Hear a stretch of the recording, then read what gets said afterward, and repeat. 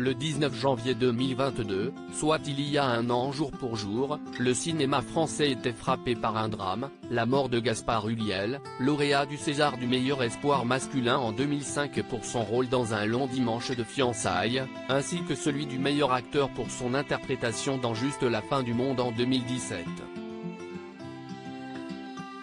L'acteur de 37 ans avait été victime d'un accident de ski sur le domaine de la Rosière en Savoie, avant de finalement succomber à ses blessures au CHU de Grenoble.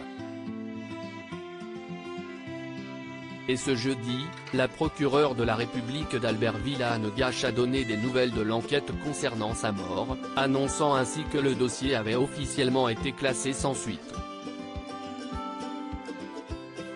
Pour rappel, alors que l'autre skieur avec qui il était entré en collision n'avait pas pris la fuite, les enquêteurs avaient cherché à comprendre les circonstances de l'accident. Et d'après les premières constatations et témoignages, si la zone était déjà considérée dangereuse, les deux skieurs n'avaient pas une vitesse excessive ou un comportement dangereux.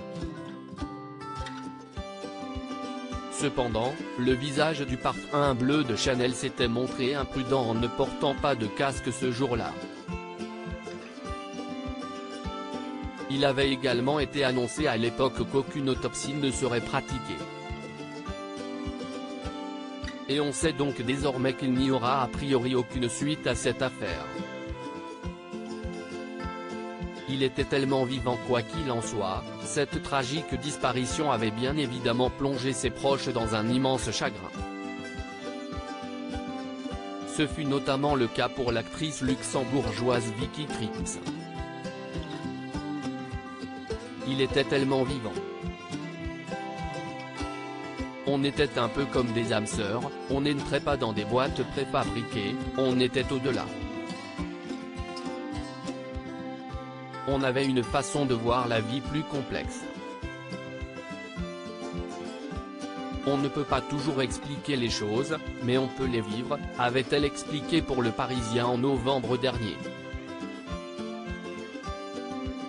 Son ex-compagne Gaëlle Pietri, avec qui il avait eu un petit garçon prénommé Orso et aujourd'hui âgé de 7 ans, avait également été très attristée par ce drame.